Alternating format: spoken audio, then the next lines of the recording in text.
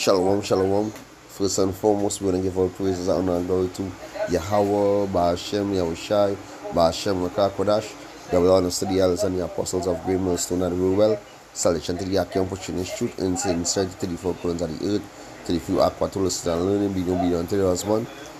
A quick one here to the spirit and power, Yahweh, Ba'ashem, Yahushai, while in transit. As I see, customs fee double from January the 1st. So I have a video here. We're gonna tap into that video. TikToker, go down into it basically, and bring us some scriptures for edification's sake. Shalom. Just a reminder, and for your info. So first it was the double increase on the traffic offences.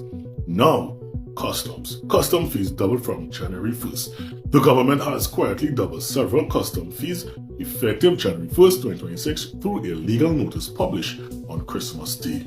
So you all know what that means. Prices on items are going to go up. A lot of businesses are going to feel it. Small businesses are going to feel it. Look at this. So many small businesses going to feel this. Our business already deals with customs charges based on their moods. So shipping cost fluctuations are constant. When pricing goods for resale, customers expect to pay standard prices. So those shipping changes are carried by us business owners. Seem like us lower class struggling business owners need to close up shop and become slave wage employees. Right? Easy. We know what that means. The custom is basically the goods being shipped from the other countries that are being imported to Trinidad in order for them to clear the items, the goods, whatever goods and whatnot that they purchase away to bring to Trinidad.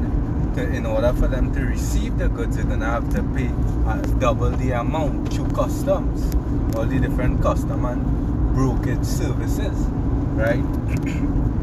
So, which that would also extends to what the price changes.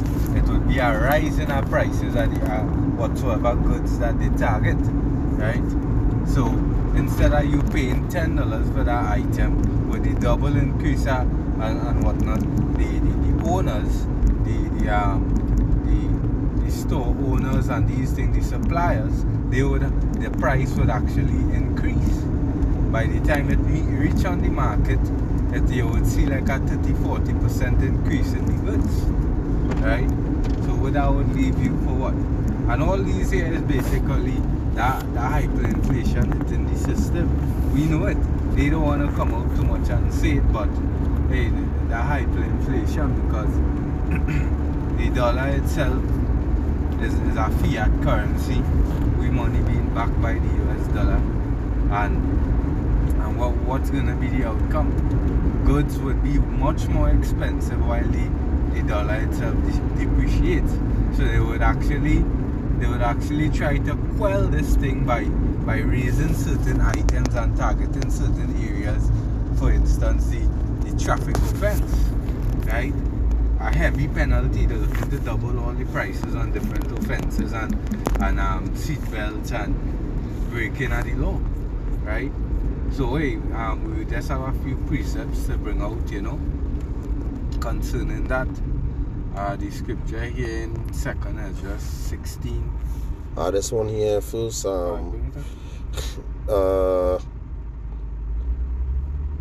Alright, this is the book of 2nd Ezra. Go straight to the point. 2nd Ezra 6, verse 22. It says, "And suddenly shall the store places appear unsoon. The full storehouses shall suddenly be found empty." It say, "And the trumpet shall give a song, which when every man hear it, they shall be suddenly afraid." Because that's going back into the bread being effective. It's gonna be more harder for you. Would have to pay much more money for goods soon. And hey, from 10 years ago, you actually see it has been a great rise in prices of goods. Increase. How many times there is flour and many different necessities food-wise, right? Rice, and next year now is there nothing different. prices gonna raise up more high, right? Prices is gonna go more high until what? Hey, who knows? That war could break out and all the supply chain of food could stop. Because Yeah, go ahead. because I just add to the brother what you saying so on point, because what you understand is with this war gonna bring a shutdown in importing and exporting goods to the Caribbean island. So what they're gonna go to, it's gonna lead to famine. You understand? Because if it have no as the scripture say, the sown places appear unsown, so basically it have no groceries, it have no food items on the shelf anymore. Basically all the stores gonna be looted out. Yeah, because hey, if the goods stop come and there's no more production of goods, no more imports, what would be the case? The goods that currently on the shelf that wouldn't survive for 10 months. Within a matter of 2-3 months, all those goods would be consumed and it would be resulting into basically having nothing, right? Because that is why they always need to be stocking up on goods, because hey, is a whole a good amount of people, a great number of people eating and purchasing and buying and these things. So the moment that supply chain stop, the storehouses, right, all the warehousing where the food they would be forced to empty them out until there is nothing. And even the heads, which is the heads are the heathen nations, because we know that the elites in all the heathen nations is basically like the Elamites or the Moabites. They're gonna keep stocks for themselves. They don't gonna pour all these stocks. They're gonna keep keep reserves for they and their family. You understand? Because basically they don't know that they're gonna have a panic gonna rise where everyone gonna be, stirring up in his spirit, because a lack of bread, and who son hungry, who daughter hungry. You understand? So the purchasing of food gonna be at a sky high before it have no food on the shelves. It don't even a tuna. You understand? Tuna gonna be like going back into the ancient times where dove's dung, was so expensive. You understand? People purchasing dove dung just to eat. You understand? It's like the video I see in Palestine where the man eating grass. Sit down on the sand and eating grass. And so you're gonna reach to the Caribbean island. Alright, it's the fish. You can fishing, but how far you gonna go if there's no gas? Because there's war going on the land. You didn't want to leave to go outside because it's dog fight, which is air combat with these fighter jets. You understand? That is submarines, that the boats we're fully armed. Wherever boat they see, they're gonna actually shoot them missiles at. So think about it. You feel this place is gonna be a walk in the park. This place is gonna turn up on a different level. You understand? And all these things lead into prophecy where the devil come down with great rod known to have a short time. So all this way you're looking to bring is this chaos. You understand? So the land, you understand, will be in an uproar to bring his NWO, to bring his new world order. And that what Esau Edom seeking to bring forth. You understand? So let the customs, bring forth a high demand in food, or a high demand in clearing stocks. Basically clearing stocks in the ports. And what gonna happen is that people who can't clear the containers can be clear, like simple like the fishing industry, where we depend on net that coming in the countries from different countries, and if they can't even clear customs, how you think we could actually fishing? We can't fishing anymore if we can't even clear the expense of buying net. You understand? Or the company that purchased the net can't even clear customs by bringing in the containers. So think about it. Think about all the hell going on bring forth when it is these basically these big stores that are bringing in the rice, the sugar, you understand, the peas. Think about it. If all these things, if all these things being multiplied on the land, on the island, what's gonna happen when you go in your normal store and you realize it's $150 a pack of rice, and when your salary for the whole 2 weeks is $150. So think about it, they're gonna have chaos. And all the so-called white man looking to bring in the Caribbean island, looking to bring that chaos, so the place will turn up a notch. So he know when this place turn up, you know, you're gonna have a lot of deletions going on the land. So it's easier for him to bring his new order. It's easy for him to bring his MOTB. And we know Israel, they love to bow to the system. They love to, you know, go down to Egypt for help. But this time, the help they're gonna go down for, it's gonna pace them through. And when they pace them through, as it says in Revelation 16 and 2, they're going back into the MOTB, the C to the H to the I to the P. What's gonna happen to them when they take that mark? The Lord is gonna make sores bust out on their skins. You understand? So let it go head first into Egypt and see if Egypt in set a trap for them.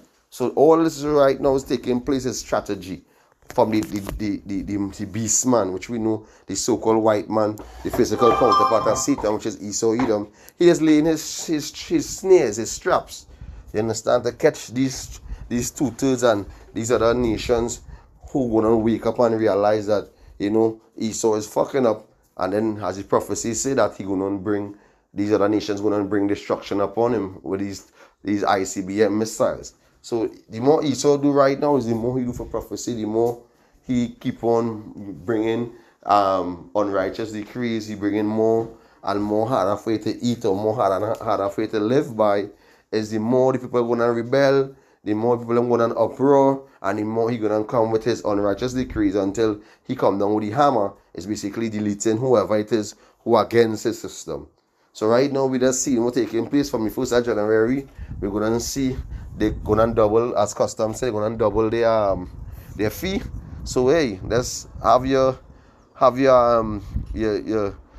seat belt, you know, bucked on, and you know, enjoy the ride. To the men of the Lord, you know, hey, this is something where we speak about, this is something where we know, this is something where we see coming from afar off. So that way we ain't even eating up ourselves and fighting up through the spirit, because we know the place is heading to a crash. You understand? The whole system is heading to a crash. So this is a quick one through the spirit, a quick in transit, while on the way to camp. But I said something to say before you leave, before you crash out. And because second is just chapter 16 and 17. Yeah. It says, woe is me, who will deliver me in those days? The beginning of sorrows and great mournings. Because it's just an example. Look at Venezuela, for example. When you hear a account from a lot of them who come across here and they're working with us, and these things is food, the cost of food is very high. Yes, a you know, the account is the lack of bread, the dollar worth nothing because of great hyperinflation. You know, they only able to eat like once for the day. You know, the working and the amount of money they're earning is basically just enough for them to eat, right? And that is just basically an example. It's the beginning of sorrows and great mourning, the beginning of famine and great death. The beginning of wars and power shall stand in fear.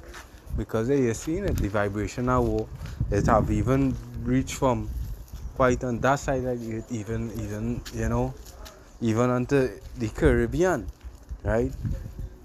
It's saying the power shall stand in fear, the beginning of what? Evils. What shall I do when these evils shall come? Behold, what famine and plague, tribulation and anguish are sent as scourges for amendment. For all these things they shall not turn from their wickedness, nor be almost mindful of the scourges, because all of this is different judgments that the Lord bringing out upon the face of the earth, upon especially you Jakes, you heathens. Right? Because especially you Jakes, who refuse and turning away from the Most High. You know? It say, but and the point here, behold, verse 21, victual shall be good cheap upon earth. Because here it had the times where goods were a lot cheap. When you listen to our fathers, our grandmothers, she would say 20 years ago, the amount of money she would spend $100 on the amount of goods she would receive. Far more for now. You're spending $1,000 and the amount of goods you're receiving.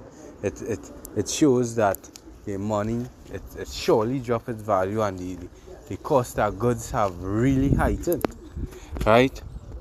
And this is just the beginning.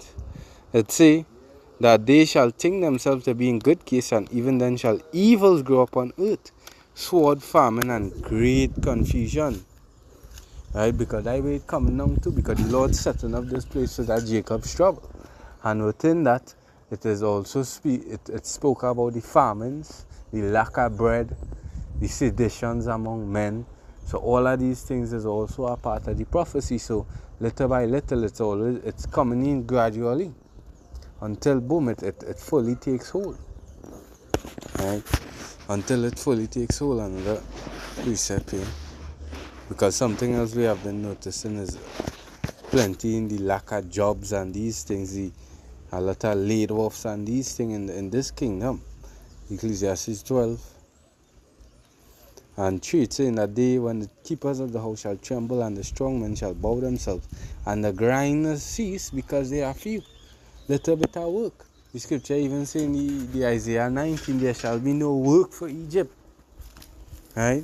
So imagine, and that is what's going on across at Venezuela, or northern kingdom, brothers and sisters.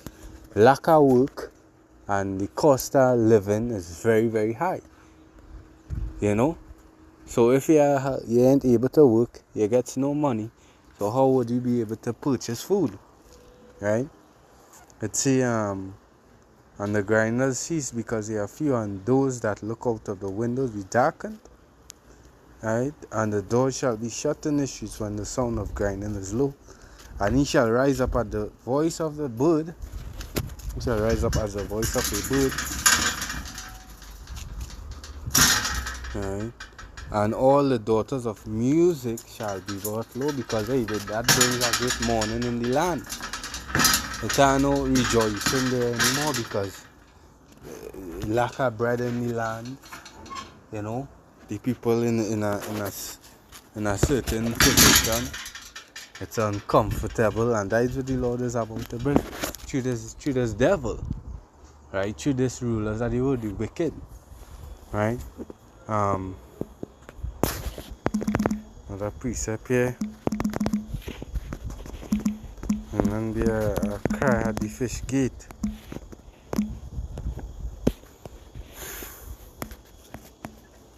Zephaniah 1 and 10, and I'll end up for this. And it shall come to pass in that day, saith the Lord, that there shall be the noise of a cry from the fish gate, and an howling from the second, and a great crashing from the hills. That hill is going back into the governmental structure, the system. The system is crashing gradually. And what? It's bringing in that cry from the fish gate, the bread. The Lord breaking the staff the bread for the people. Right, so that is why things is getting more expensive. It's the cost of living being more high. And let's look on forward for next year, because hey, all the prophets saw was lamentation, mourning, and woe in this place. Right? You know, so hopefully this was edifying. All praises to Yahweh, Ba'ashem Yahushai, Ba'ashem Akakdash, double honors to the elders and the apostles of Great Millstone. Until the next Shalom.